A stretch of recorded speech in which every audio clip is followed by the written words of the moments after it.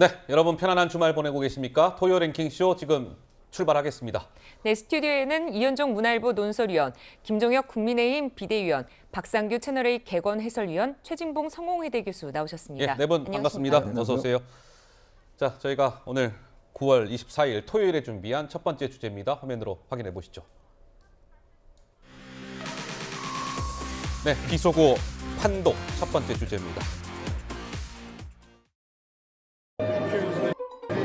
승인 안 해주고 날리면 쪽팔려서 지금 다시 한번 들어봐 주십시오. 국회에서 승인 안 해주고 날리면 이라고 되어 있습니다. 저도 한번 100번 이상은 들은 것 같습니다. 또 돌려보고 또 돌려봤습니다. 이 동영상만 여러 차례 봤는데 딱히 그렇게 들리진 않더라고요. 이 바이든이라는 말을 할 이유가 없었다. 좀 들어봤습니다만 저도 명확히 잘 모르겠더라고요. 여기에 무슨 큰일이 나가지고 무슨 과학수사 연구소에다가 무슨 의뢰를 하는 것도 적절치 않은 거고.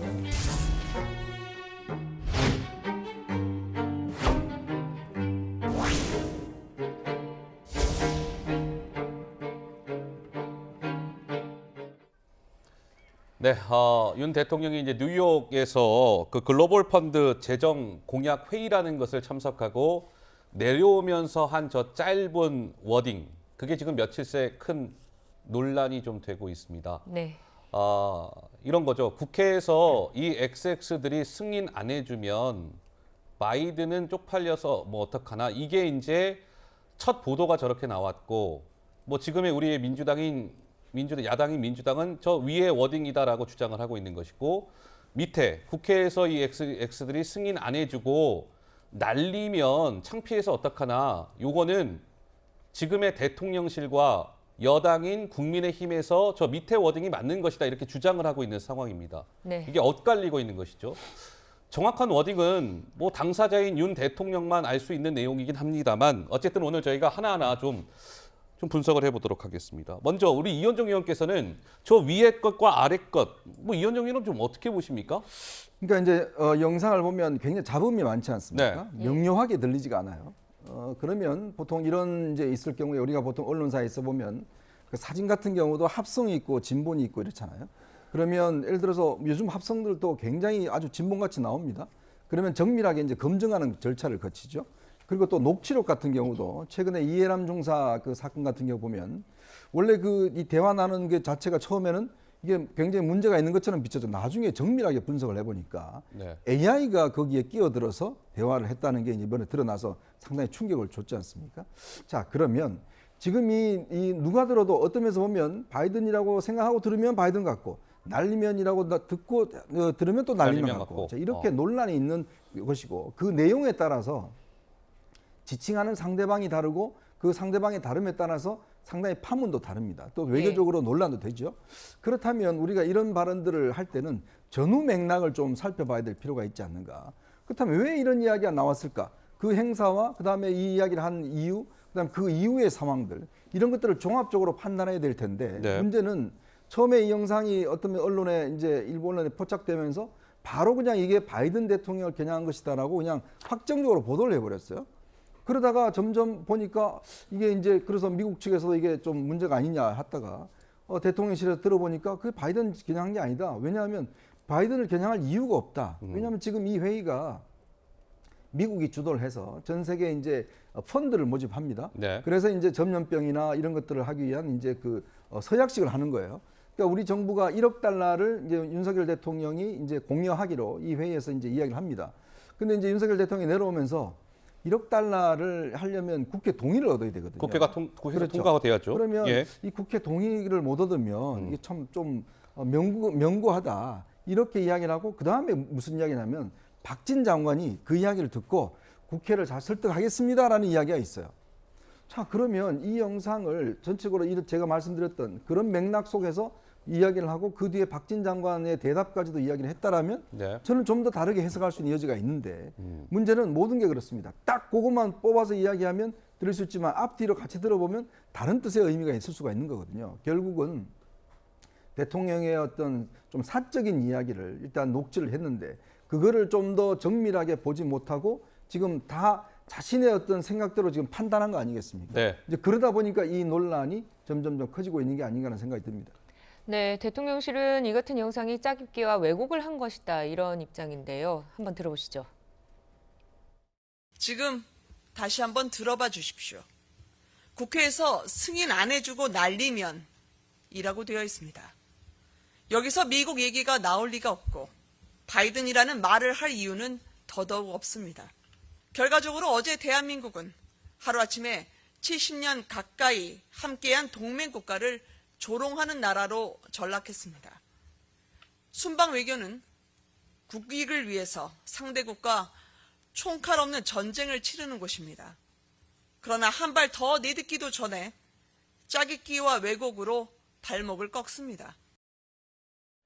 네, 그런데 이런 대통령실 해명이 논란을 좀 더 키우고 이제는 진실 공방으로까지 번지고 있습니다. 분명한 한국말인데 한국 국민들을 대상으로 한국어 듣기 평가를 시키는 그런 양상입니다. 국민의힘은 주변 소음을 제거한 영상, 느리게 재생한 버전까지 온라인으로 공유하고 나섰습니다.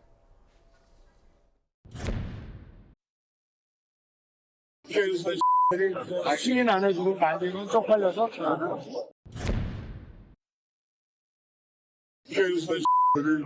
승인 안 해주고 만들면 쪽팔려서 네, 뭐 좀 느리게 재생된 버전 그리고 주변에 잡음이 제거된 버전을 한번 듣고 오셨습니다.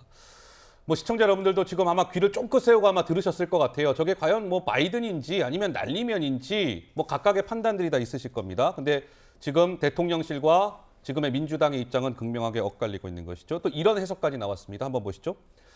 자, 이 바이든이 아니라 날리문이다라는 이제 해석이 나왔는데 아까 이제 날리면이라고 했잖아요. 그 날리면도 대통령이 날리면이라고 한 게 아니라 날리문이라고 발언한 것이다. 뭐뭐 하면을 하문으로 발음하는 서울 지역 특유의 언어 습관 때문이다.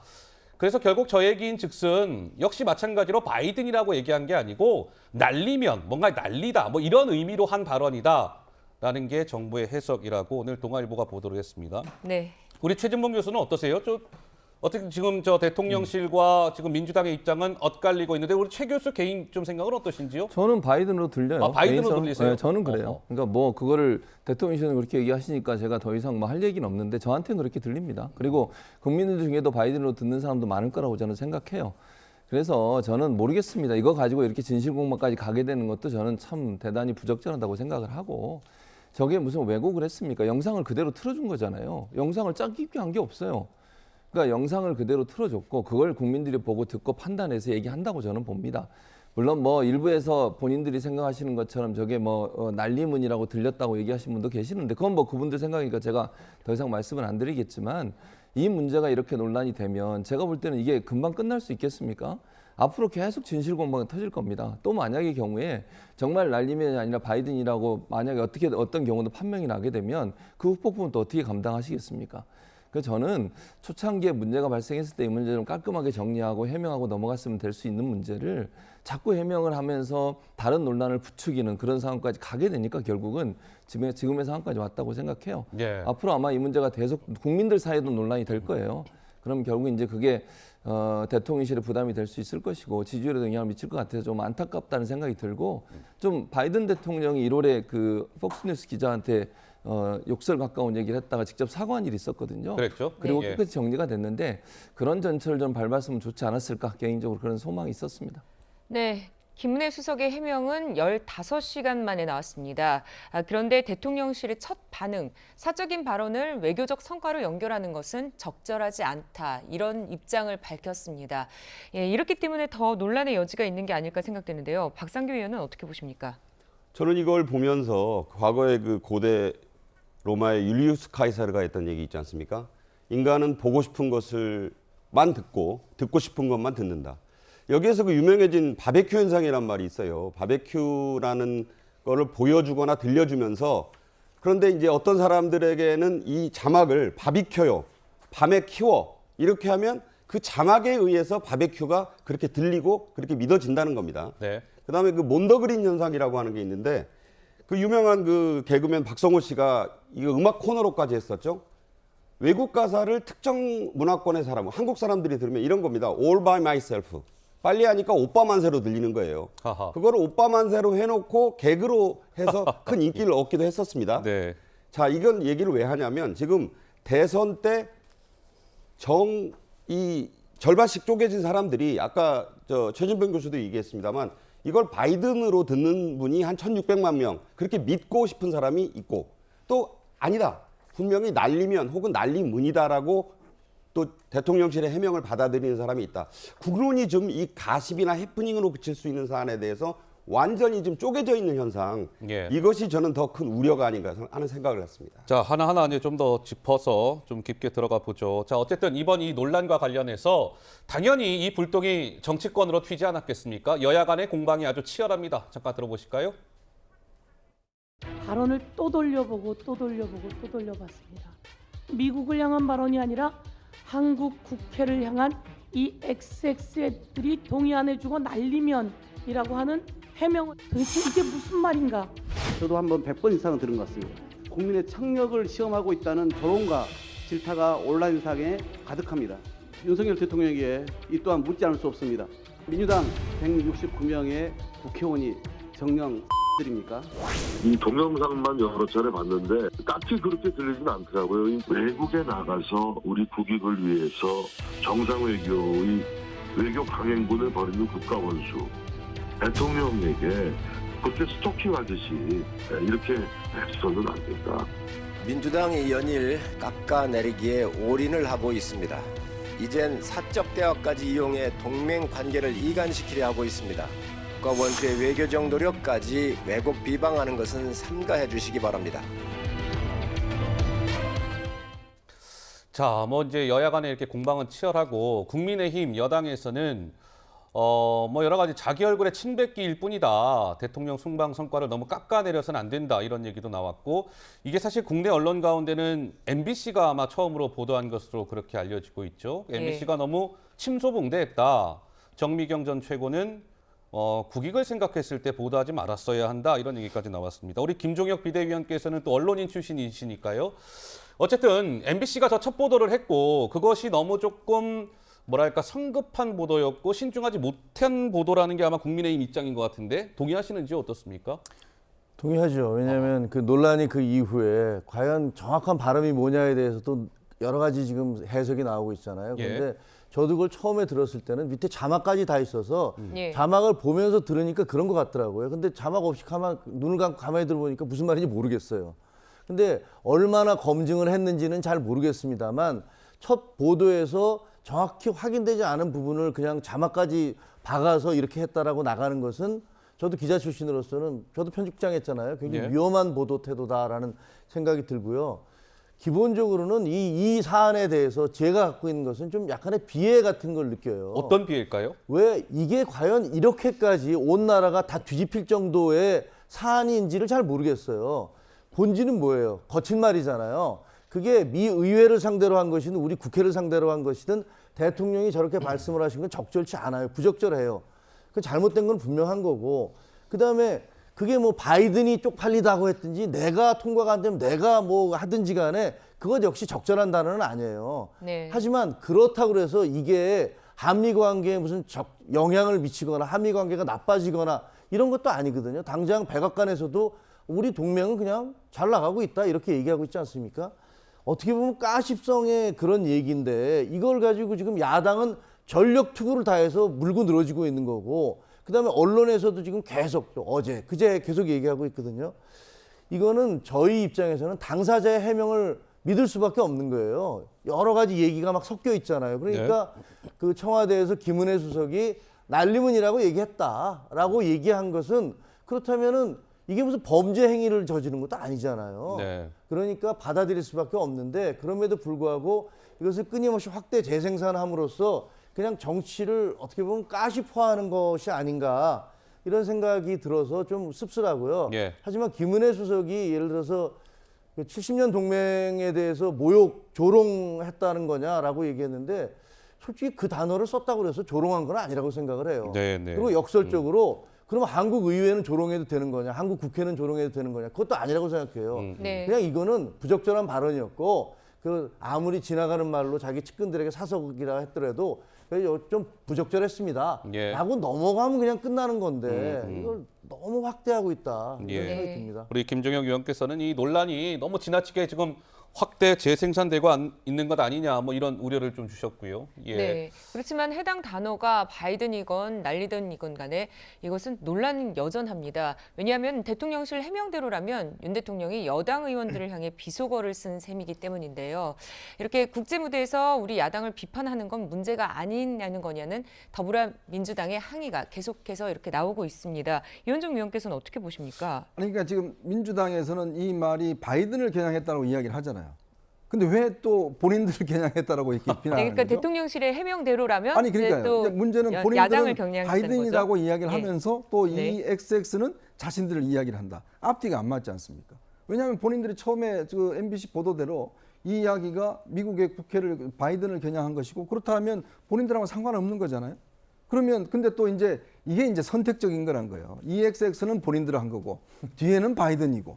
그러니까 이렇게 지금 자기들 유리한 대로 지금 해석하는 겁니다. 그러니까 당초 이야기, MBC 보도 이야기에 따르면 이 이야기는 그냥 미국 의회를 상대로 하고 그다음에 바이든 대통령을 이야기한 거예요. 그냥 대통령이 해명했고 난 다음에는 그 중에서 바이든은 계속 들린다. 그렇지만 앞에 이 욕설은 우리한테 한 것이다. 이렇게 지금 어떤 면에서 보면 유리하게 이야기를 하고 있는 것인데 제가 볼 예. 때는 이게 앞에 국회란 이야기도 하지 않습니까? 네. 미국을 국회라고 그러나요? 의회라고 하죠. 의회라고 그러잖아요. 근데 당시에 MBC의 자막에 보면 뭐라고 하냐면 국회 그래놓고 앞에다가 미국이라고 넣습니다. 이렇게 괄로 쳐서. 그러니까 뭐냐면 이게 저희도 언론이고 다 언론이시지만 어떠한 이 애매모호한 보도를 할 때는 굉장히 신중하게 보도를 해야 되고 한 사람의 어떤 선입견으로 들어서는 안 되는 거거든요. 우리가 명확하게 예전에 바이든 대통령이 기자를 향해서 어떤 욕설을 할 때는 누구나 다 그거는 명확하게 들린 겁니다. 근데 이거는 보면 뭐 MR 제거하고 등등 하고 하도 나는 이렇게 들린다는 논란이 있잖아요. 그리고 이게 또 가지고 올 수 있는 외교적 파장이 있지 않습니까? 그렇죠. 또 국내적 파장도 있고. 그렇다면 이거는 예를 들어서 서로 간에 충분한 검증을 거쳐서 이게 왜냐하면 속보감은 아니지 않습니까? 그렇게 해서 보도해도 저는 충분히 된다라고 생각이 드는데 이거를 네. 예를 들어서 처음에 제일 먼저 뭐냐면 지라시 형태로 돌아버렸어요. 그 다음에 바로 이제 이 MBC가 보도를 해버립니다. 그리고 이게 이제 미국인 것처럼 확인이 돼버려요. 근데 그래서 미국에서도 반응도 나옵니다. 그리고 야당도 그렇게 비난합니다. 근데 또 야당에서 나중에 이게 아니라 이게 지금 국내를 겨냥한 것이다 이야기하니까 또 이제 왜 우리한테 그렇게 이야기하냐라 이야기를 하는 거죠. 그러니까 결국은 이 현상은 네. 그러니까 이 대통령실에서 빨리 대응하지 못한, 빨리 해명하지 못한 측면이 있습니다. 분명히. 네. 그러니까 대통령한테 물어보면 될 거 아닙니까? 어떤 말씀하셨는가? 그리고 왜냐하면 바로 이 이후에 박진 장관이 또 한 이야기가 있어요. 제가 국회를 설득해서 하겠습니다라는 이야기가 있어요. 예. 그런 맥락까지도 충분히 해야 될 텐데 너무 늦은 시간에 해명을 했다. 그리고 또 이제는 여야가 워낙 첨예하다 보니까 자기 듣고 싶은 것만 선택적으로 듣다 보니까 네. 이런 현상이 일어나는 게 아닌가 싶습니다. 알겠습니다. 자, 더불어민주당의 대표 이재명 대표도 이번 논란과 관련해서 어제 비판의 목소리를 냈습니다. 뭐라고 했을까요? 잠깐 확인해 보시죠. 참 할 말이 없습니다. 뭐라고 말씀드리겠습니까?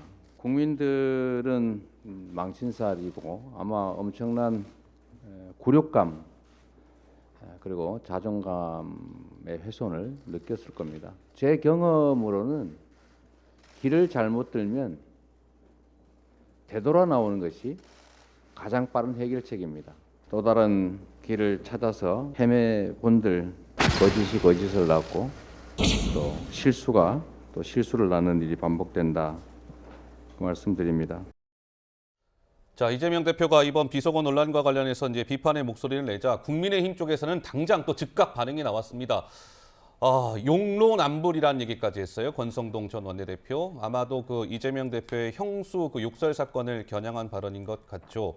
성일종 정책위 의장도 제발 낄 때 끼고 빠질 때 빠져라. 지금 이재명 대표가 나설 때냐? 같은 목소리를 냈습니다. 권성동 전 원내대표와 우리 최진봉 교수는 어떠세요? 이재명 대표의 저 비판의 목소리, 국민의힘의 응수.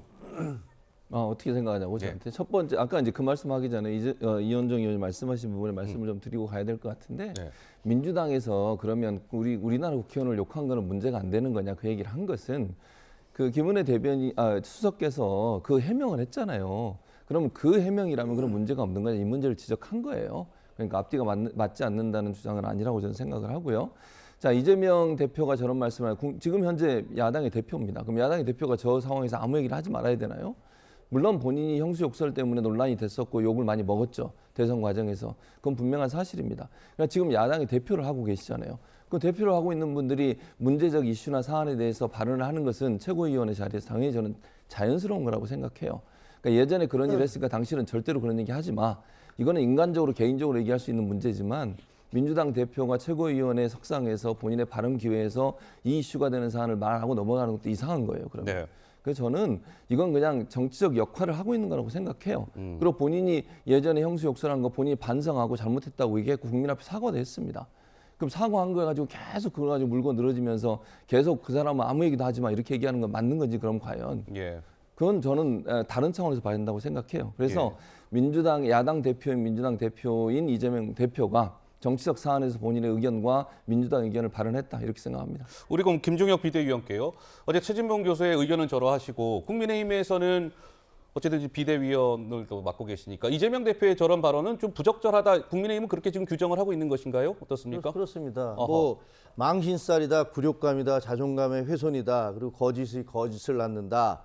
뭐 이런 말씀을 하시잖아요. 실수가 실수를 낳는다. 근데 당장 뭐 제가 보기에는 최진봉 교수님 말씀도 맞죠. 본인이 사과를 하셨으니까 그 부분에 대해서는 뭐 넘어갈 수 있는 분들은 넘어갈 수 있는 거고 또 나는 그래도 받아들일 수 없다 하시는 분들은 받아들이지 못하는 건데 저는 그냥 이 부분에 대해서는 가만히 계시는 게 이재명 대표에게 더 낫지 않았을까 싶은 생각이 들어요. 이재명 대표가 그냥 가만히 있는 게 낫다. 적어도 욕설에 대한 거는 뭐 지금 저 정도 뭐 지나가다 뭐 XX 정도가 아니었잖아요. 뭐 많은 국민들이 그 들었지만 도저히 자기 친족에게 할 수 없는 용어들을 다 쓰셔서 비난을 하셨기 때문에 그런 부분들을 왜 있잖아요. 왜 유리집에서 사는 사람은 남한테 돌 던지면 안 된다라는 영어 속담도 있고 그다음에 뭐 묻은 개가 뭐 묻은 개를 나무란다라는 표현도 있으니까 사실은 저런 부분에 있어서는 정치적으로는 가만히 계시는 게 더 정치적으로 좀 더 유리하지 않았을까 싶은 생각은 드네요. 다른 분들 많이 계시잖아요. 네. 자, 어쨌든 윤 대통령의 발언에 대해서 국내외에서 일단 보도가 나왔지만 그렇지만은 이제 미국 백악관은 노코멘트 하겠다 이런 입장을 먼저 보냈습니다. 한국과의 관계는 굳건하게 하고 있다.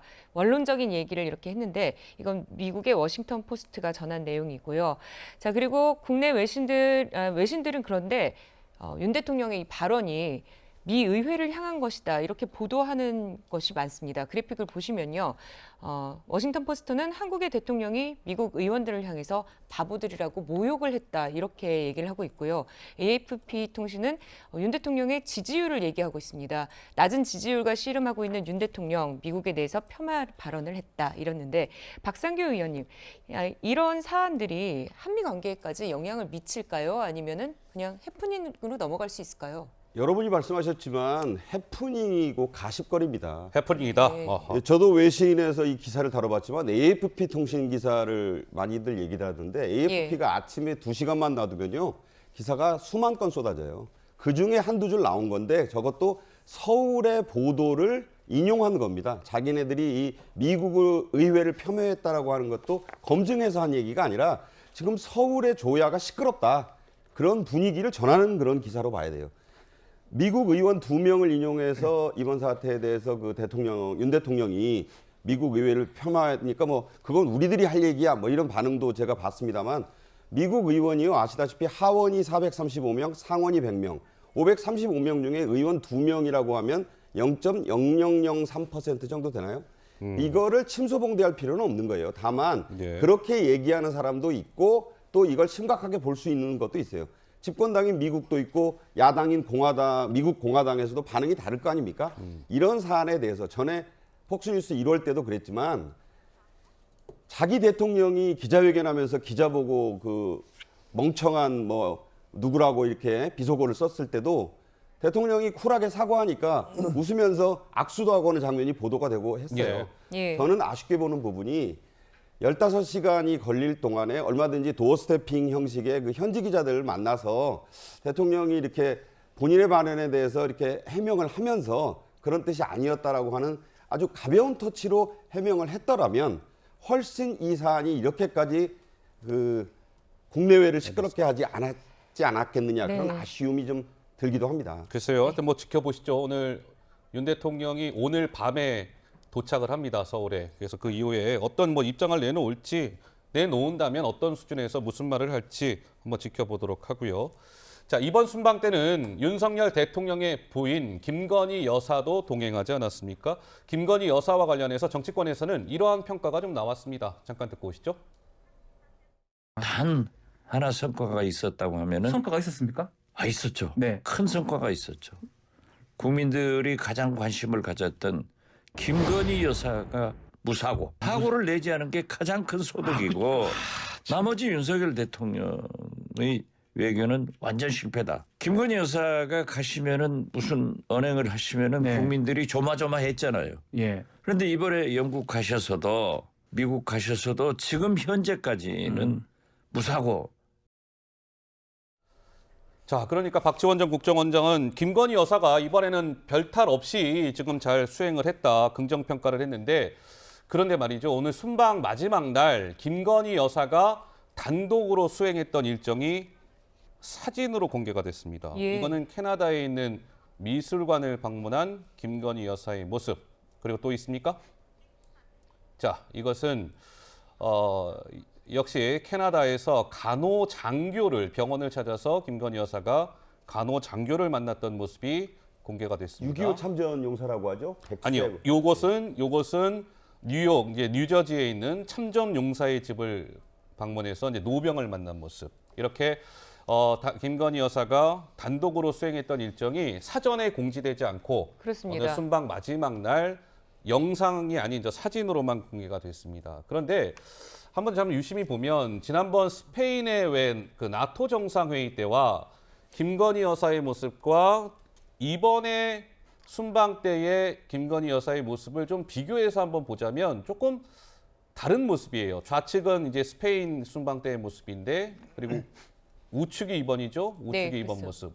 어떠세요? 이윤정 의원 보시기에는 김건희 여사의 뭐 여러 가지 좀 신경 썼던 흔적들이 좀 보인다고 해야 될까요? 어떻습니까? 그렇죠. 뭐 많이 의식하고 있는 거라고 저는 봅니다. 왜냐하면 지난 이제 나토 정상회담 같은 경우는 이제 각국의 어떤 영부인들이 다 모이는 자리였기 때문에 아마 본인은 좀 뭔가 이 국격이나 이런 걸 좀 생각하고 이제 했는데 그게 또 이제 여러 가지 논란이 빚었잖아요. 이제 그렇다 보니 이번 방문 같은 경우는 물론 뭐 유엔 같은 경우는 이게 워낙 바쁘게 돌아가기 때문에 이제 이번에 캐나다 방문 같은 경우는 우리가 공식적인 정상회담입니다. 그렇다 보니까 이제 여러 가지 행사가 있었고 그리고 특히 이제 미술관이나 간호장교라든지 그다음에 참전용사라든지 또 이런 부분들은 또 영부인이 어떤 면에서 보면 격려를 하고 또 해야 될 그런 측면이 있는 거거든요. 왜냐하면 양국 정상회담은 이 부인들의 일정이 있습니다. 네. 부인들이 함께하는 일정이 충분히 있기 때문에 이제 그게 이제 이런 스틸 사진으로만 이제 공개가 됐거든요. 혹여나 이제 아마 지난번 같이 여러 가지 논란이 있을 수 있다 보니까 일단 이렇게 스틸 사진으로만 이제 아마 대통령실에서 좀 이렇게 배포를 한 것 같습니다. 네. 그만큼 아마 위축됐다고 이야기할 수가 있겠죠. 저는 그런 면에서 이런 등등의 여러 가지 어떤 이 대통령 부인에 대한 관심이나 또 중요도 이런 걸 따져봤을 때는 저는 이제 그동안 논란이 됐던 제2보석실 같은 경우에 좀 마련을 해서 예. 이런 일정이나 이런 것도 좀 더 어떤 긴밀하게 망가 어떤 언론과 또 국민들에게 알릴 수 있는 또 그리고 또 나름대로 내부에서 여러 가지 뭐 감시나 통제를 받지 않겠습니까? 이제 네. 그런 부분들이 저는 필요하지 않나 싶습니다. 알겠습니다. 네, 이런 가운데 영국 엘리자베스 2세 여왕의 장례식에서 김건희 여사의 모자를 지적했던 방송인 김어준 씨의 발언이 논란이 됐는데요. 어떤 발언인지 들어보시죠. 모자를 쓰셨더라고요. 망사포 달린 걸 쓰던데. 영국 로얄 장례식에 전통이 있어요. 그 전통이 로얄 패밀리의 여성들만 망사를 쓰는 겁니다. 그래서 장례식에 참석한 다른 나라 여성들을 보면 검은 모자를 써도 베일을 안 해요. 로얄 패밀리 장례식에서는. 적어도 영국에서는 그래요. 어르신 같아서 알려드렸습니다. 끝나기 전에 모자 얘기를 좀 해야 되겠어요. 짧게. 검은 베일은 왕족의 전통이라고 왕족만 했을 거라고 했는데 제가 틀렸어요. 그게 영국 전통은 맞거든요. 장례식장에 누가 베일을 쓰고 합니까? 이야기를 패션 전문가들과 따로 한번 해보죠. 네, 김어준 씨가 했던 얘기를 황희두 노무현 재단 이사도 같은 날 자신의 SNS에서 비슷한 취지의 글을 올렸습니다. 그러자 일부 시민단체는 왕족만 검은 베일을 착용해야 한다는 것은 사실과 다르다 이렇게 얘기를 하면서요. 허위 사실의 적시에 의한 명예훼손으로 고발을 했습니다. 그러니까 이게 김정혁 의원 보시기에는 어떠세요? 황희두 이사 같은 경우는 부정확한 글로 혼돈을 드려서 죄송하다라고 사과를 했다고 하는데 어쨌든 지금 김어준 씨랑 같이 고발이 되어 있는 상황입니다. 너무 김건희 여사를 깎아내리기에만 급급한 걸까요? 좀 어떻게 보시는지요? 그건 뭐 영국에 갔을 때부터 그랬던 것 같아요. 예. 그 쉽게 얘기하면 이쪽에서 야권의 공격은 그 두 사람 대통령과 그 영부인 여사에 대해서만 집중을 하고 있었거든요. 그래서 여러 가지 엉터리 뉴스가 나왔어요. 예를 들면 뭐 그 조문록을 왼쪽에다 쓴 것은 잘못된 것이다. 그다음에 모자를 뭐 왕실 로열 패밀리들만 쓰는데 쓴 것이다. 그게 노리는 얘기는 뻔하잖아요. 대통령은 이렇게 무지해. 그다음에 여사님은 이렇게 허영에 가득 차 있어. 이런 식의 그 공격을 하기 위해서 이렇게 아주 악의적인 그런 거짓말이라고 생각을 하거든요. 근데 저는 오히려 놀란 게 김어준 씨가 짧게지만 뭐 잘못했어요. 저분이 틀렸다고 인정한 거 처음 봤어요. 저 개인적으로는. 왜냐하면 저거보다 어마어마하게 큰 뭐랄까 허위 보도를 많이 하셨어요. 예를 들면 세월호가 뭐 고의 침몰설 무슨 잠수함에 부딪혔다는 등 아니면은 과거에 박근혜 문재인 대통령 선거 난 다음에 K값 상수로 인해서 뭐 조작이 있었다는 등 그런 걸로 영화까지 만들고 사실상은 여론을 엄청나게 호도를 하셨는데 거기에 대해서 단 한 번도 공식적인 사과를 하지 않았거든요. 저는 기자 출신으로서 생각해 보면요. 만약에 저의 10분의 1만 되는 보도를 했다 하더라도 저희는 징계 먹거나 옷 벗어야 됩니다. 근데 저분은 저렇게 계속 말이 안 되는 얘기를 하시면서 승승장구하고 계시고 이번에도 저렇게 고의적임이 너무나 명백해 보이는 허위 보도를 하고 나서 아주 짧게 뭐 패션 디자이너에게 물어봅시다라고 얘기하시는 거는 몰라. 저분이 언론인인지 어떤지 모르겠습니다. 너무너무 무책임한 태도다. 이렇게 생각을 합니다. 알겠습니다. 네. 자, 뭐 김어준 씨가 이제 고발이 됐다라는 소식까지 짚어봤습니다. 뭐 두 번째 주제로 넘어가야 될 시간입니다. 저희가 준비한 두 번째 주제 역시 화면으로 확인해 보시죠. 네, 두 번째 주제입니다. 한동훈의 응수. 네, 이재명 대표 관련 검찰 수사를 두고 정부와 야권 대립이 격화되고 있습니다. 어떤 얘기가 오가고 있는지 보시죠. 통치자가 국가 권력을 이용해서 야당 대표를 탄압하는 시국입니다. 운명이죠, 운명. 일단은 제가 가진 무기가 영향력이 커지다 보니까 공격도 훨씬 더 세죠. 그래서 너무 걱정하지 마세요. 시간이 걸립니다. 또 많이 당하다 보면요, 내성이 생기는 거죠. 이재명 대표 사건은 너무 무리하게 수사한다라는 지적이 있었거든요. 여기에 대해서는 어떻게 생각하십니까? 대통령 일가 사건은 이성윤 등 박범계 체제 하에서 추미애 체제 하에서 특수부 동원해서 수사한 것 아닌가요? 그 당시에 본인들이 정권을 잡고 있었을 때였고 이재명 대표가 정치 편향적인 전형적인 피해자 코스프레라고 봅니다. 장관님 동의하십니까? 이 사안은 통상적인 흔한 범죄 수사 중 하나라고 보고요. 거기에 맞춰서 검찰이 기소한 것이니까. 네, 이렇게 정치 탄압이라는 민주당의 한동훈 법무부 장관 이번 대정부 질문을 통해 거듭 반박에 나서고 있습니다. 최진봉 교수님, 이런 양쪽의 공방을 좀 어떻게 보십니까? 그러니까 뭐 정치적으로 사실 야당 입장에서는 이재명 대표에 대한 수사에 대해 정치 탄압을 주장할 수밖에 없죠. 또 하나는 이제 김건희 여사와의 이제 수사 형평성 이런 문제를 제기할 수밖에 없는 상황이라는 생각이 들어요.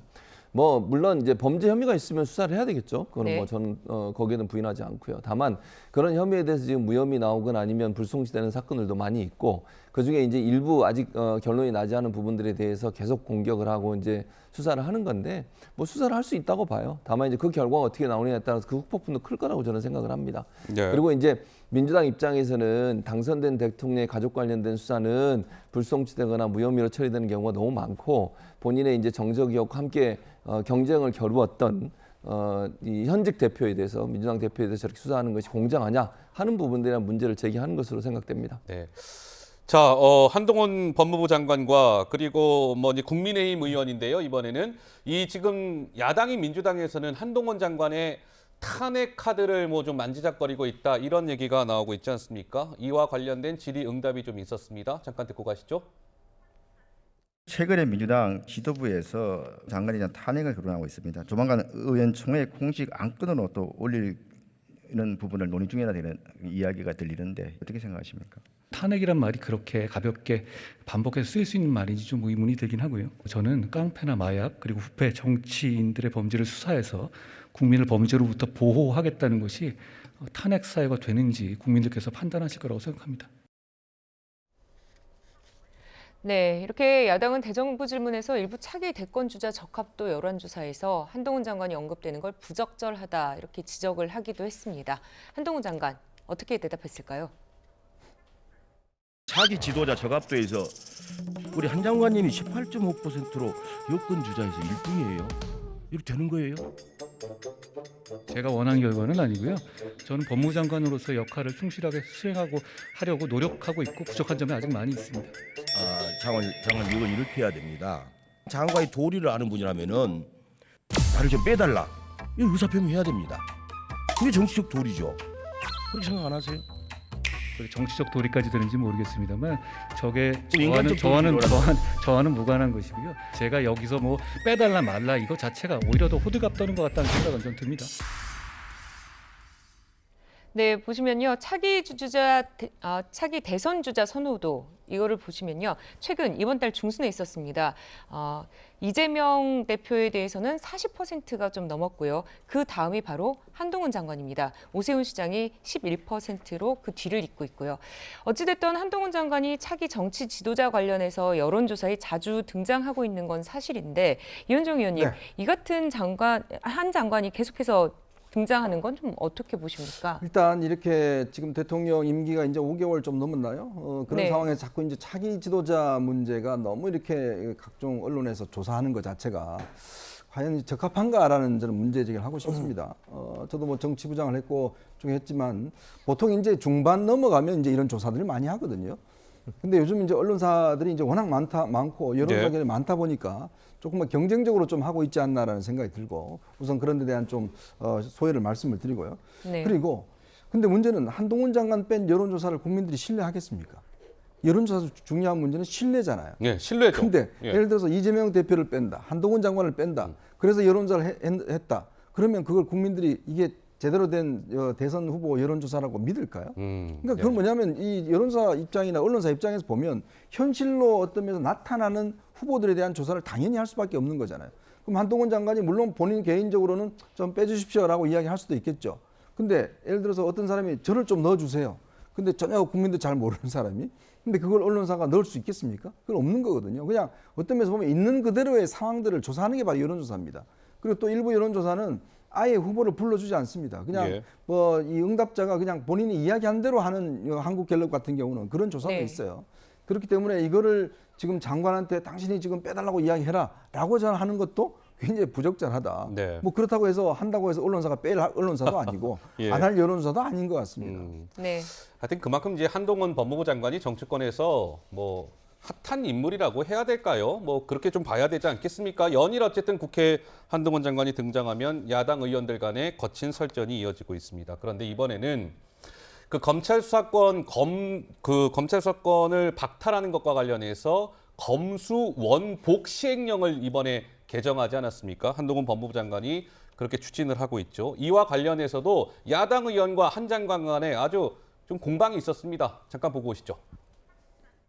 경찰청에서 그 개정 검찰청법 시행령은 법률의 취지 및 위임 범위를 벗어난 것으로 위헌 위법하여 무효라고 주장했습니다. 전혀 그렇지 않습니다. 증발됐던 검찰 수사 범위를 어떻게든 회복시키려는 노력이지 경찰의 수사 범위를 줄이는 부분이 전혀 없습니다. 검찰의 수사 범위를 2개 범죄로 한정을 했는데 국회의 입법 취지가 그건 정확히 알고 계시지요? 예를 들어서 1이라고 써놨는데 실제로는 2의 뜻이다라고 말한다고 해서 법의 내용이 2가 되는 건 아닙니다. 국회의장께서 여야 간의 합의를 존중해서 표현을 유지했다는 것을 알고 계실 것 같은데요. 위장탈당이라든가 회기 쪽에 같은 비정상적인 상황이 있었던 것은 다 잊으셨습니까?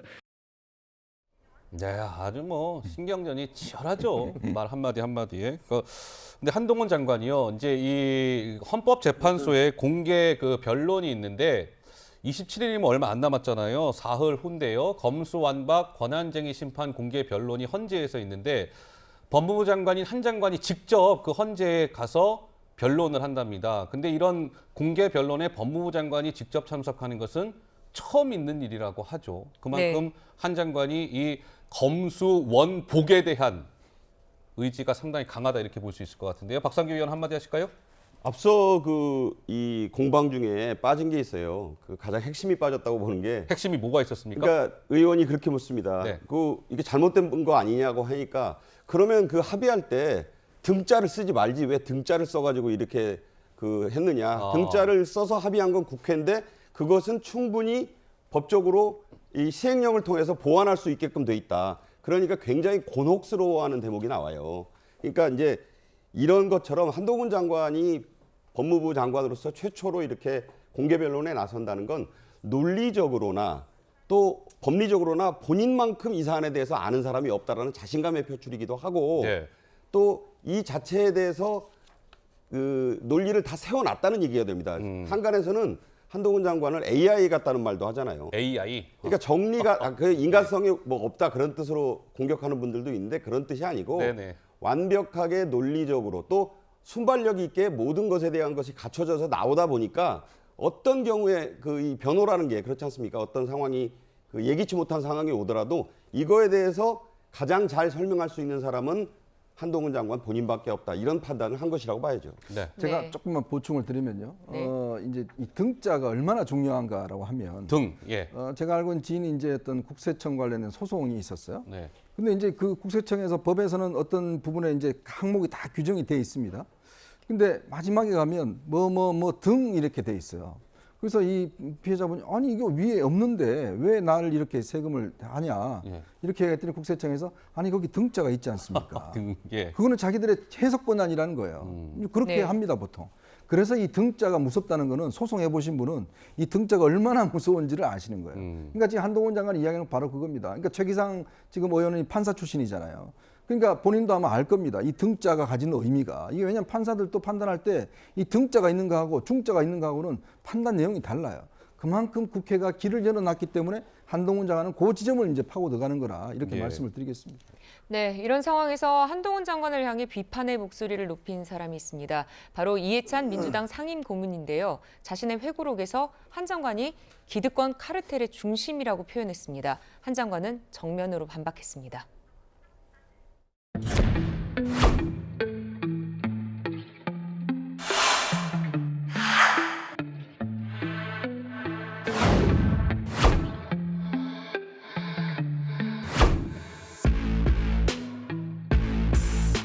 지금 이 나라의 진짜 기득권 카르텔은 운동권 카르텔이다라고 많은 국민들이 생각하실 것 같은데요.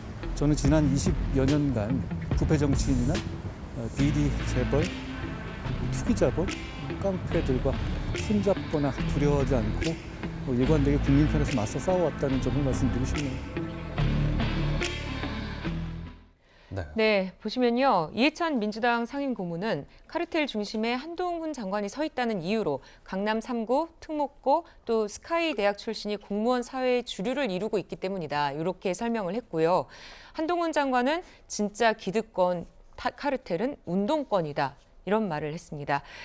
네, 김종혁 위원께서는 이런 난데없는 카르텔 논란 어떻게 생각하십니까?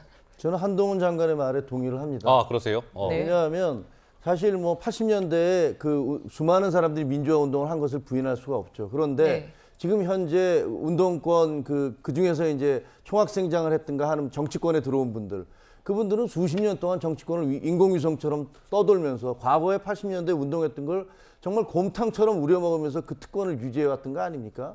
그리고 그래서 이제 뭐 심지어는 귀족 노조와 이제 동일한 단어인 귀족 진보라는 그 단어까지 만들어졌고요. 그리고 이게 기득권 카르텔이라고 얘기할 때 우리가 그걸 구분할 수 있는 기준이 뭔가요? 하나는 특혜고 하나는 세습입니다. 그런데 그 운동권 586 세력들이 과거에 그 자기가 80년대 운동했다는 이유로 해서 이미 보상을 다 받았어요.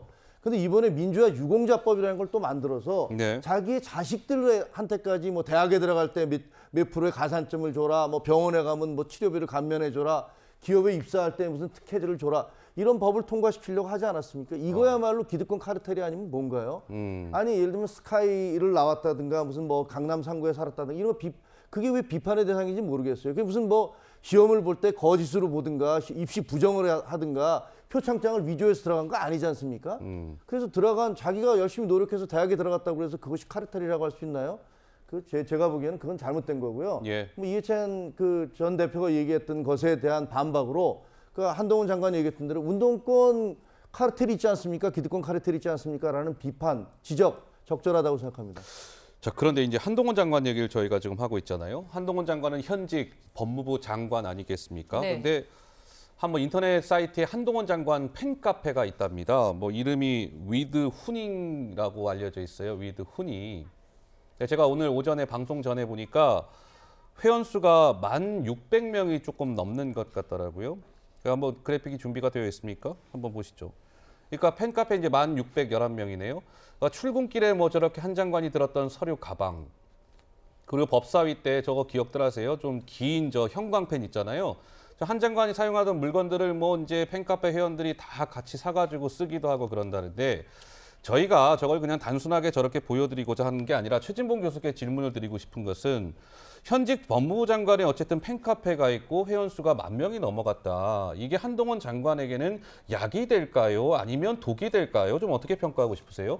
본인이 그걸 어떻게 사용하느냐에 따라 다르겠죠. 저는 그렇게 생각해요. 저거에 너무 취해 있으면 안 된다고 저는 봐요. 예. 좋아하는 사람들이 당연히 있을 수 있고 또 반대하는 사람이 더 많을 수도 있는 거예요. 그러면 저런 부분에 일희일비하지 말고, 뭐 팬카페를 만든 분이 누가 있는지 모르겠지만 그럼 본인이 주도하지 않고 자기들이 자발적으로 만들었다면 그걸 뭐라 할 수는 없는 것이고요.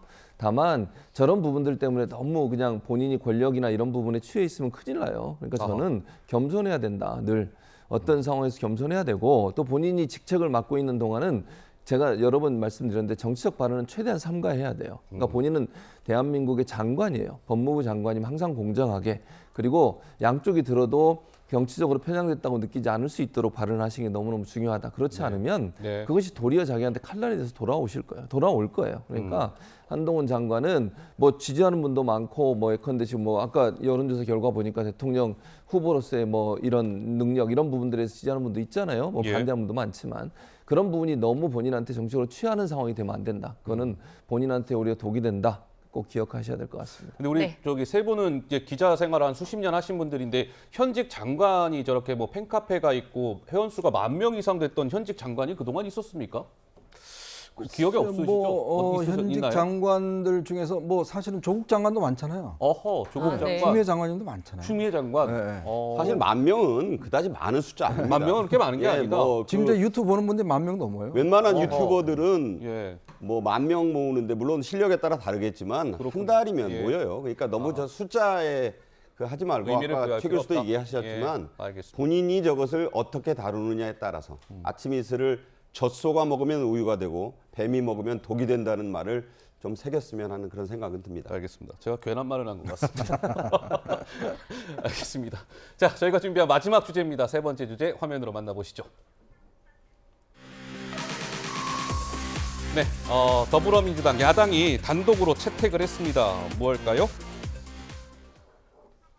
자, 국회 교육위원회에서 이제 김건희 여사의 어떤 뭐 논문 표절, 그리고 허위 경력, 이런 의혹과 관련해서 국회 상임위 교육위원회에서 증인을 채택을 했습니다. 김건희 여사의 이런 의혹들과 관련해서. 그런데 여당의 동의 없이 더불어민주당 야당이 단독으로 표결에 붙여서 통과를 시켰습니다. 좀 어제 시끄러웠던 것 같습니다. 먼저 영상 하나 보시죠. 민주당만의 국회니까 의사일정 제2항 이몽재 외에 10인 내 증인 참고인 출석 요구의 건을 상정합니다. 아니, 잠깐만요. 이거는 폭력입니다. 폭력. 위원장들 폭력이라뇨. 이게 폭력이 아니고 무엇입니까? 그러면 의원님들 비립해 주십시오. 민주당 의원님들 이렇게 하시는 거 아닙니다. 예? 아니 이게 민주적입니까? 왜 민주당에서 반민주적인 행위를 이렇게 몰라서 하십니까? 사죄를 선포합니다. 위원장님 지금 뭐 야반 도주하시는 겁니까? 이 대낮에? 예? 말씀을 좀 조심하시고 인정할 수 없습니다. 이후에 정말 교육위원회가 파행을 겪으면 법적으로 위원장의 책임이다 이렇게 말씀드립니다. 민주당 의원들의 모습은 잘 훈련된 조직의 조직원들 같았습니다. 민주당이 협상하자는 것은 날치기를 위한 형식적 명분 쌓기, 위장 전술이었음이 폭력적 안건 처리를 통해 드러났습니다. 네, 민주당이 더불어민주당의 저 단독 채택에 국민의힘이 강력하게 반발하는 모습을 보고 오셨습니다. 뭐 이몽재 총장, 장윤금 숙대총장 뭐 등등해서 11명의 증인과 참고인을 민주당이 단독으로 채택을 했는데 어떠세요? 우리 김종혁 의원 보시기에는 민주당은 다수결에 의해서 정상적으로 통과시킨 것인데 국민의힘은 왜 이렇게 반발하십니까? 이렇게 얘기하고 있는 것 같습니다. 그래서 그 현직 총장들 다 부르셨잖아요. 저것도 참 정말 거의 유례가 없는 일 같긴 한데요. 저는 제가 보기에는 이제 민주당의 전략은 기승전 김건희 뭐 이렇게 귀결된 것 같습니다. 특히 이제 지금 이게 그 코멘트라든가 공격하는 내용을 보면 계속 대통령은 무능하고 여사는 그 허영심에 가득 차 있다라는 식으로 그렇게 이제 프레임을 계속 만들어서 공격을 하려고 하는 것 같아요. 이번에 영국에 갔을 때도 그렇고 미국에 갔을 때도 그렇고 그런 식의 논란을 계속하고 있는데 그래서 아마 이제 김미애 그 국민의힘 원내대변인이 김건희 여사에 대한 과도한 집착을 좀 걷어달라 하지만 글쎄 그게 걷어질지는 모르겠습니다. 그게 전략이라고 생각되기 때문에 아마 걷어지지는 않을 것 같은데요. 그 뭐 누구든지 문제가 있으면은 국회에서 증인으로 채택할 수도 있죠. 그거는 뭐 그럴 수도 있다고 생각을 하지만 모든 전략을 대통령 여사에 대해서만 맞춰서 공격을 하는 것들이 과연 나중에 가다 보면 그 후폭풍이 결국은 민주당에 별로 도움이 되지 않을 것이다. 이런 생각은 듭니다. 네, 이렇게 민주당은 김건희 여사를 겨냥하는 한편 또 그제 국회에서 기자회견을 열었는데요. 정경심 교수의 형 집행정지 요청을 허가해달라 이렇게 얘기했습니다. 화면으로 보시죠.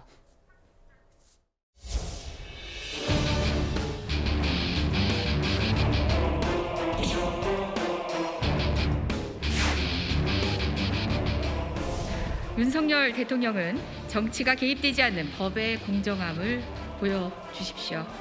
구체성이 떨어진다는 주관적 판단으로 형 집행 정지 신청에 대하여 불허한 것은 윤석열 대통령과 한동훈 법무부 장관입니다.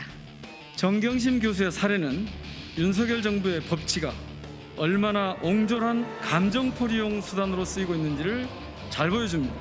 왜 이명박 전 대통령은 법대로 허락되는 일이 정경심 교수만 안 된다는 것입니까? 검사 출신 대통령의 최소한의 양심을 기대합니다. 네, 정경심 전 교수의 두 번째 형 집행정지 신청을 두고 이를 허가해달라 이런 요구인데요. 정 교수가 민주당 직을 갖고 있거나 민주당 소속도 아닙니다. 그럼에도 불구하고 민주당 의원들과 민영배 무소속 의원을 포함한 52명의 의원이 성명서에 이름을 올렸습니다. 52명이나 올렸습니까? 네, 그렇습니다. 이현정 의원님, 네. 좀 이례적으로 보이긴 하거든요. 네. 언제 우리 국회가 최근에 신당역 살인 사건이 있었지 않습니까? 네. 이 문제가 터지면서 많은 여성들이 이제 출근하기가 두렵다라는 이야기를 많이 했습니다. 자, 언제 우리 국회의원들이 이 문제를 가지고 이렇게 적극적으로 한번 이렇게 기자회견도 하고 이런 게 해본 적이 있나요? 그리고 많은 우리 사회적 약자를 위해서 저렇게 한번 해본 적이 있던가요? 저는 그러면 정경심 교수의 지금 이 형 집행정지 문제는 한동훈 장관이 결정하는 것도 아니고 그 집행정지 결정위원회가 있습니다. 네. 거기 의사분도 있고 전문가 다 있습니다. 그분들이 정확히 진단 결과를 받고 결정하는 거예요.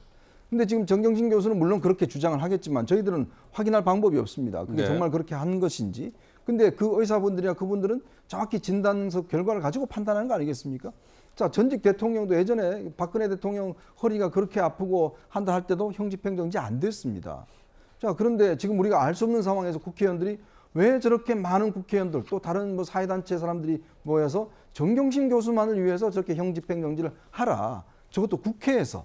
과연 그게 적절한가라는 문제를 제기하고 싶습니다. 네. 도대체 정경심 교수가 차지하는 위치가 얼마나 우리 국회의원들이 저렇게 많은 국회의원들이 기자회견을 할 만큼 정말 우리의 어떤 평범한 사람들이 가져내는 여러 가지 고통 문제에 대해서 얼마나 우리 국회가 이 문제에 대해 심각하게 고민을 했는지 저는 한번 되새겨 볼 필요가 있다라는 생각이 들고 이 문제는요. 지금 정말 이 형집행정지위원회가 예를 들어서 어떤 정권의 압력을 받아 했다면 모르겠습니다만은 거기에 많은 의사분들이 저는 그러리라고 생각하지는 않거든요. 네. 왜냐하면 본인의 주장과 정말 객관적으로 검증되는 어떤 몸의 상태, 과연 이걸 가지고 판단할 텐데 국회의원들이 이렇게 압력 넣는 게 저는 글쎄요 적당한지를 좀 의문스럽습니다. 딱 한마디만 더 하면 80대 고령의 이명박 전 대통령과 60대 초의 그 정경심 교수를 동급으로 놓아서 이 사람은 왜 시켜주고 이 사람은 안 시켜주느냐고 얘기하는 것조차도 그건 적절한 비유는 아니다 이런 생각이 듭니다. 네. 알겠습니다. 어쨌든 두 번째 지금 이제 재신청을 정경심 교수가 해놓은 상태인데 어떤 결론이 날지 좀 지켜봐야 될 것 같고요. 근데 지금 시청자 여러분들 보시는 우리가 이제 지금 좀 뭐 민주당 관련된 이야기 하면서 민형배 의원이 지금 요소요소에 등장을 했어요. 그렇죠. 조금 전에 정경심 교수 형집행정지 그 신청해달라고 허가해달라고 한 그 기자회견 때도 나왔고 아까 김건희 여사 증인 채택됐을 때 교육위원회에서 민주당이 단독으로 채택했을 때 무소속 신분인 민형배 의원도 찬성을 했거든요. 그게 통과가 됐습니다. 근데 지금 민형배 의원은 무소속 신분 아니겠습니까? 그래서 지금 민주당 내에서는 민형배 의원의 민주당 복당 얘기가 좀 나오는 것 같아요. 그래픽이 준비가 되어 있습니까? 목소리로 준비가 되어 있습니까? 예, 한번 듣고 오시죠. 뭐라고 했어요? 간접적으로 복당이 신청이 있었다고 생각해요. 복당 의지는 늘 갖고 있는 거죠. 생각해보세요. 제가 왜 민주당에 다시 돌아갈 생각이 없겠어요. 저는 완벽하게 민주당 정체성을 가진 사람입니다. 특히 지금 우리 당이 뭐 3연패일지 2연패일지 너무 처참하게 지금 깨지고 있잖아요. 검찰이 조국, 김경수 이런 우리 당의 중요한 자원들을 이렇게 자꾸 무장해제를 시켜 갔잖아요. 네. 이재명도 그렇게 하려다 사실 안 됐는데. 우리 당원분들께서는 많이 희생이다 이렇게 봐주시는 것 같고 당이 책임질 일이라면 당이 그에 대해서 뭐 사과를 드리든지 뭐 적정한 조치를 하든지 해야지 그걸 개인에게 그 책임을 전부 떠넘기는 것은 온당치 않다. 사실 그거는 민형배 의원의 개인 이익을 위해서 한 일이 아니지 않습니까? 나름 희생한 것으로 본인은 생각했을 것이고 저도 그렇게 판단하기 때문에 그러니까 민형배 의원은 뭐 다들 아시는 바와 같이 그 검수 완박 입법 과정에서 그 꼼수 탈당 논란을 빚은 인물인데 사실상 지금 무소속이지만 뭐 민주당 의원으로 활동하고 있다 이렇게 봐도 과언이 아닐 정도라는 해석이 나오는데요. 지금 복당 얘기가 또 슬슬 나오는 모양입니다. 이병헌 의원이 저렇게 복당을 해야 된다라고 얘기하자 이재명 대표 입장에서는 잘 검토해 보겠다라고 했다는 건데 우리 박상규 의원 보시기에는 뭐 민형배 의원이 뭐 자연스럽게 민주당으로 복당하는 게 맞는 일입니까? 어떻습니까? 이건 맞느냐 틀리느냐의 문제가 아니라 이재명 대표로서도 본인의 정치적 득실을 좀 계산해보고 있지 않나 싶어요. 결국 사실상 나는 우리 당이라는 표현을 쓰고 나는 민주당의 정체성을 완벽히 갖고 있다라고 할 정도로 민형배 의원은 민주당 사람입니다. 결국 공식적으로 복당을 받아주느냐 아니면 지금처럼 친여 무소속으로 활동하게 하느냐. 흔히 말하는 실익면에서는 똑같아요. 뭐 표결을 할 때도 그렇고 어떤 경우에도 아마 민주당 편을 드는 그런 사람인데 결국 정치라는 게 지금은 당장 선거가 없지만 중도 무당파를 보고 하는 것이 중요합니다. 과연 중도층이 이런 꼼수로 뭐 꼼수라는 표현에도 이견이 있습니다만 탈당을 했다가 복당하는 거를 받아주는 거는 쉽죠. 당대표고 7명의 최고위원 중 6명이 친명계인데 뭐가 어렵겠습니까? 다만 이재명 대표도 잘 검토해 보겠다라고 하는 것에는 그만큼 당내에서의 비판 여론뿐만 아니라 전체적으로 본인이 사법 리스크에 휩싸여 있는 이 상황에서 이거를 그냥 평상시처럼 처리하는 게 도움이 되느냐 안 되느냐를 놓고 고민을 하고 있는 걸로 보여져요. 민형배 의원에게도 지금처럼 좀 힘들겠지만 밖에서 활동하는 게 어떻냐고 할 수도 있잖아요. 그런데 본인의 입장에서는 받아주는 게 실익이 아닐 수도 있다는 판단을 지금 고심하고 있는 게 아닌가 저는 그렇게 봅니다. 따져보고 있을 것이다. 김종혁 의원. 이 사안이 중요한 것은요. 검수 완박 때문에 그래요. 저분이 꼼수 탈당을 통해서 검수 완박이 통과된 거 아닙니까? 지금 하시는 말씀 보면 그 당 대표도 이거 뭐 본인이 희생한 것이다. 그리고 본인도 내 정체성은 한 번도 바뀌지 않았다. 그러니까 국민들 앞에서 사실은요. 우리가 검수 완박을 하기 위해서 이렇게 꼼수를 했습니다를 공식 선언하는 거잖아요. 그렇다면 먼저 당 차원에서 대국민 사과가 있어야 되고 두 번째는 검수 완박에 통과된 이 법 자체가 문제가 있다는 것이 확인된 거 아니에요. 그렇다면 이것이 지금 헌재에 가 있는데 헌재에서 판결을 내리는 데 있어서도 영향을 미칠 거라고 생각을 합니다. 자, 이번에는요. 이재명 대표의 왜 측근으로 불리우는 이화영 전 경기도 평화부지사 얘기를 해보겠습니다. 지금 구속영장이 청구가 됐고 다음 주 화요일 날 아마 영장 심사가 있는 것으로 알려져 있는데요. 자, 먼저 이화영 전 부지사와 관련된 영상을 하나 보고 뭐 어떤 내용들이 준비되어 있는지 하나하나 풀어보도록 하겠습니다. 이재명 도지사의 오른팔이다 라고 볼 수 있겠습니다. 오른팔이 아니라 지금 파트너 아닙니까? 그럼 같이 그렇지, 뭐. 진짜 높으신 분이네. 아니 낮습니다. 저희는 맞습니다. 계약직입니다. 계약직. 앞으로의 계획도 혹시 있으십니까? 그러면? 경기도에서 계속 쭉 일하는 겁니다. 계약직이라면서요? 지사님이 고용자이기 때문에 네. 고용자가 잘리면 어쩔 수 없이 또 출마해야 되고 안 출마하시는 잘리면 거고. 계속 일하고. 자, 이재명 대표의 측근 인사로 평가가 되죠. 이화영 전 경기도 평화부지사, 지금은 킨텍스 사장으로 킨텍스 사장도 역임을 했고, 근데 이제 이거 이화영 부지사가요, 쌍방울 그룹의 사회이사도 하고 그 이후에 평화부지사, 킨텍스 사장 이렇게 했는데 쌍방울 그룹으로부터 법카로 3억 원 정도를 받아서 썼다는 거예요. 근데 보시면 평화부지사 시절과 킨텍스 사장 시절에는 쌍방울과 관련이 없어요. 이화영 전 부지사와 킨텍스 사장은 그냥 공무원 신분인데 쌍방울 그룹으로부터 법카를 받아갖고 썼다. 이게 이제 검찰은 뇌물을 받았다 이렇게 판단하고 있는 것이죠. 3억 이상을 썼다. 근데 이화영 평화부지사가 이 검찰이 조금 이 부분을 또 희한하게 보고 있다는 거예요. 법인카드를 여러 장을 이화영 부지사가 사용을 했는데 다른 쌍방울 그룹의 사회이사들에게는 법카가 제공되지 않고 이화영 당시 사회이사한테만 법카가 제공이 됐다. 이게 뭘까? 이제 이런 것이죠. 근데 어떠세요? 우리 최진봉 교수 보시기에는 저 검찰의 판단. 그러니까 검찰이 저렇게 이제 발표를 했잖아요. 뭐 사실관계 제가 모르겠습니다. 검찰의 발표가 사실이라는 전제에 말씀드리면 잘못된 거죠. 아니 사회이사도 아닌 분이 법인카드를 이용했다고 있을 수 없는 일이에요. 그리고 공무원 신분으로 특히 회사의 어떤 일반 기업의 법인카드를 이용했다. 그건 잘못된 거죠. 그러니까 저게 사실이란 전제하에 말씀을 드리면 지금 검찰의 발표가 그건 뭐 저는 당연히 법적 처벌이 있어야 된다.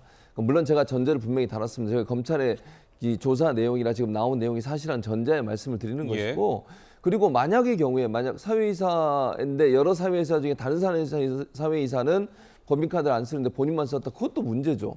그게 말이 안 되잖아요 지금 논리적으로. 그래서 어쨌든 뭐 전제는 제가 분명히 말씀드리지만 검찰이 지금 밝힌 내용이 사실이라는 전제로 말씀을 드리면 이화영 지금 그 킨텍스 사장의 행동은 잘못된 행동이에요. 그리고 거기에 대해서 만약 문제가 있다면 법적 처벌도 받아야 되는 상황이다. 이렇게 보여집니다. 네, 검찰은 또 이화영 전 부지사가 국회의원 시절 보좌관을 지낸 인물이 허위로 쌍방울 그룹으로부터 급여를 받은 혐의가 있다. 이렇게 구속영장에 썼는데요.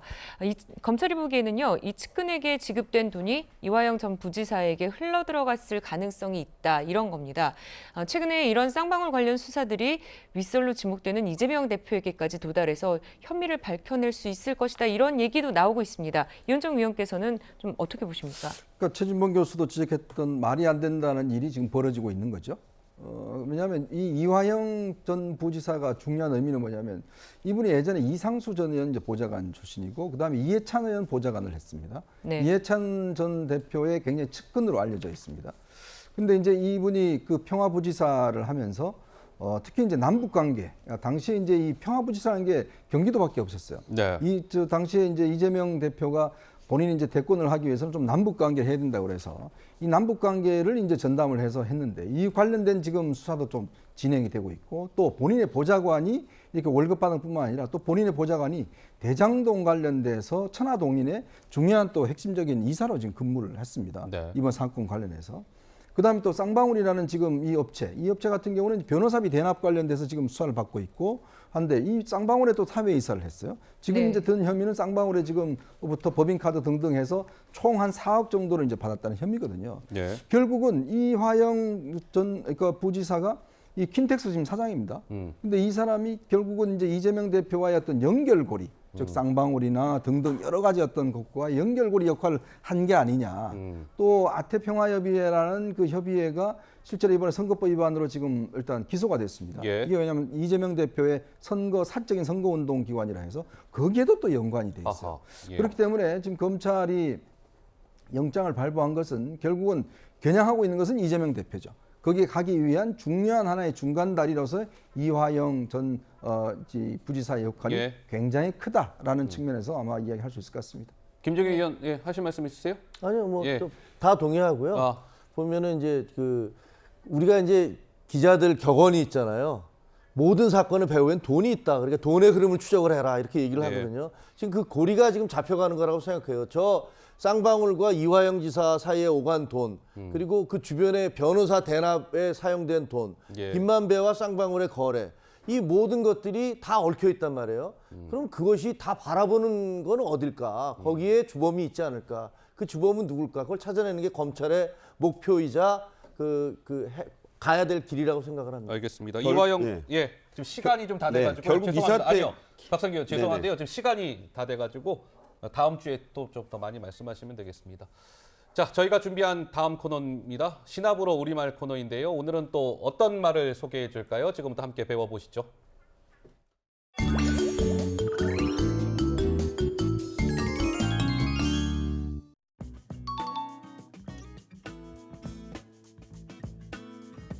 여러분 안녕하세요. 기상캐스터 정재경입니다. 오늘은 기상캐스터 화장 대체 어떻게 하는지 그 메이크업 알려드리는 시간 가져볼게요. 저와 함께 같이 준비해보세요. Get ready with me.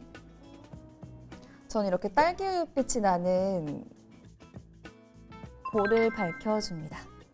볼은 딱 가운데만 하는 편이에요. 먼저 아이섀도우를 할 때에는 적당히 이 브러쉬가 좀 힘이 있는 브러쉬를 선택해서 할 거예요. 컨실러로 잡티나 다크서클을 가려주는 단계를 꼭 거칩니다.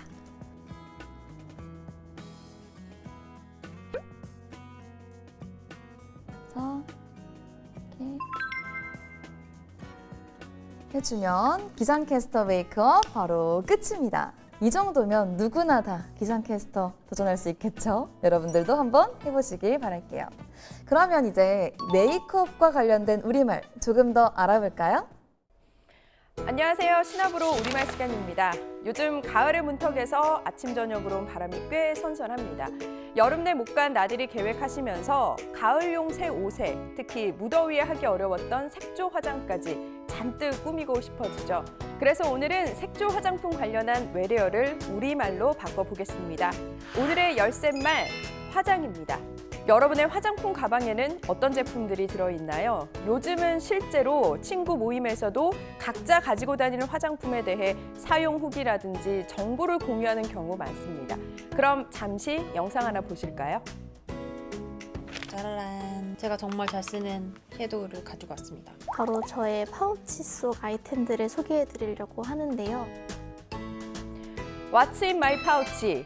외출할 때 가지고 다니는 나의 가방 속 화장품들을 소개한다는 유행어입니다. 이 가방 속 화장품 소개하기로 고쳐보겠습니다.